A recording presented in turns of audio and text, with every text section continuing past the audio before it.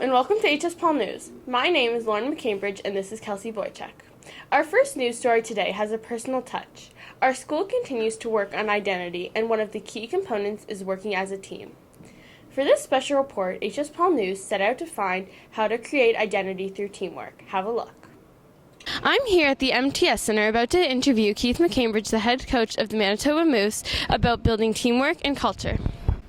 For this special report, we were given an all-access pass to the MTS Center in downtown Winnipeg to learn more about team building and creating culture. The building has many examples of leadership, teamwork, activities, and history. Our tour included a view from the press box, which really helped us understand the behind the scenes and how everyone works together for a common goal. I had the inside scoop with Manitoba Moose head coach Keith McCambridge, because he's my dad. I asked him how the coaching staff builds team spirit and prepares their players. Build team spirit through early in the season. If you can get the group that you have together, the players and staff at certain times, you can get them together to first off get to know each other better, and then once you build that and they feel comfortable and they feel more like a family, then obviously the goal of playing for the logo, the jersey that you wear every night, and having that pride and making sure that every time you're on the ice, be it for practice or games, that it's the pride in that logo and the accountability that you have to each other from building that team spirit.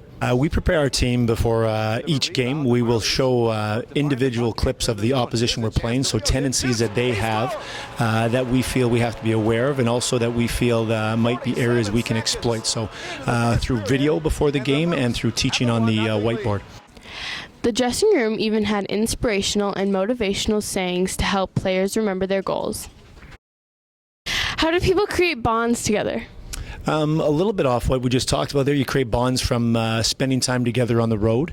You create bonds through adversity, through tough games, through, again, guys playing hard for each other, sticking up for each other, and just the day in, day out grind of professional hockey. They spend a lot of time together, and it's just natural for them to grow that bond.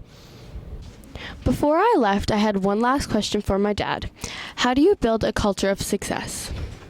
It's a process. What you like to do is obviously whenever you have success, you make sure that you identify what you've done well as a team, what you've done well as a group, and each individual, and you really continue to show that again and talk about that in your meetings and in your video and one-on-one with the players. So that culture of winning games, they understand what it takes to have success. And once you're able to establish that through each individual and the team, then you're hopeful that season to season, those players that you've had for X amount of years, they know what the expectations are of the coaching staff.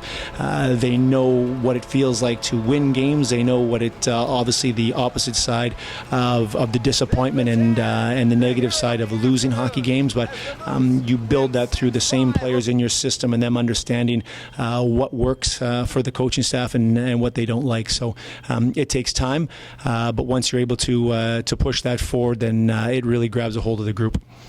As the tour came to an end at the MTS Center, I decided to return to HSPAUL to ask our principal, Mrs. Steinman, the same question about our school. You start with the staff, and you start with developing a culture of collaboration, being very positive, letting the staff play for their strengths, and respecting each staff member for who they are and what gifts they bring as a teacher to the school, what they can offer. And then, of course, it spills over to the students, and how do we embrace everyone's own uniqueness and what they have in their strengths through our inquiry project on identity in the South. Started with us developing a school song to celebrate our HSPAUL school spirit. It's spilling over to Fridays, our school spirit days, where we all wear HSPAUL wear and pepper our school mascot, the panther, tosses out our HSPAUL giftware, water bottles, and we really try to celebrate, I think, a positive atmosphere and celebration and a joyful learning environment helps to build that spirit. What I learned on this special report was that Our building has many examples of leadership, teamwork, and activities, and history too. Our walls are covered in student work, awards, and accomplishments. We honor our history and where we came from. My findings after doing this story is that HSPAUL has a great culture and is team building every day. It was really great interviewing my dad. We learned lots about teamwork. Let's turn it over to Talia, who's going to tell us a little bit about the weather. Hi, I'm Talia Morrison, back again with the spring weather report. From the 1st to the 6th, it's going to be warm and sunny. From the 7th to the 15th, it's going to be some showers and it's going to cool down. From the 16th to the 20th, there's going to be scattered showers and it's going to be cooler towards the east and warmer towards the west. And from the 21st to the 31st, there's going to be some showers and it's going to be seasonal. Enjoy the sunshine, HSPAUL. The Panther Paw Cafe was created in 2013 as an option for students to have a hot lunch, fundraise, and help other schools. Our next report comes from Ellie Anderson and Bailey Rivard, who are following up on this shining example of how our school works as a team. Thanks, Kelsey. Hi, I'm Ellie Anderson, and this is Bailey Rivard, and we're reporting to you from HSPAUL School. For this episode, we are focusing on teamwork, and there's no greater example of that at school than Panther Paw Cafe. We met with Sheila Lynch-Mondor, the vice principal of the school and creator of the cafe. We asked her why she started the Panther Paw Cafe in the first place. Well, there was actually quite a few different reasons, but the number one reason was that we wanted to serve healthier food options for the students of HSPAUL. And the second reason is that we wanted it to be run by students and we wanted to have it part of student programming in the school. Basically, the menu was picked, number one, just for financial reasons. It only costs $2 a day for a student to have a hot lunch. So we also had to pick foods that kids could prepare because all the foods in the canteen are prepared by students. So they shop for the food, they prepare the food, and they serve the food. As Mrs. Lynch-Mondor explains, not only does the cafe provide students with food choice, it has also built school spirit and created bonds between students.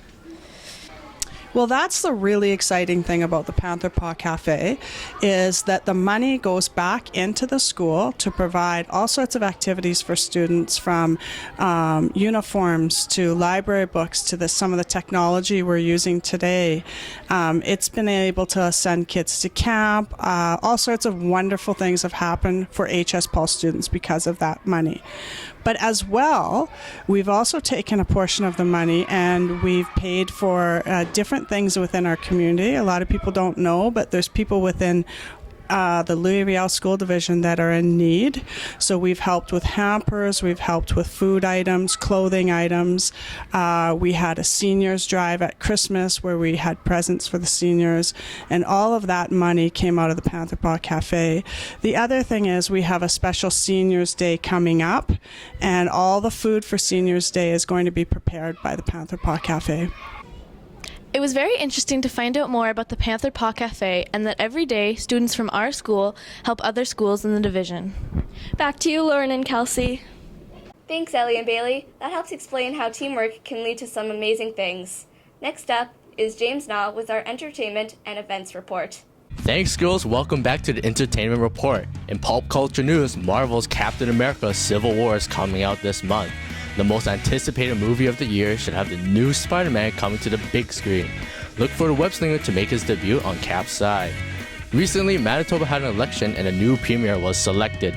Brian Pallister, who represents the Conservative Party, is set to take the job in the coming days.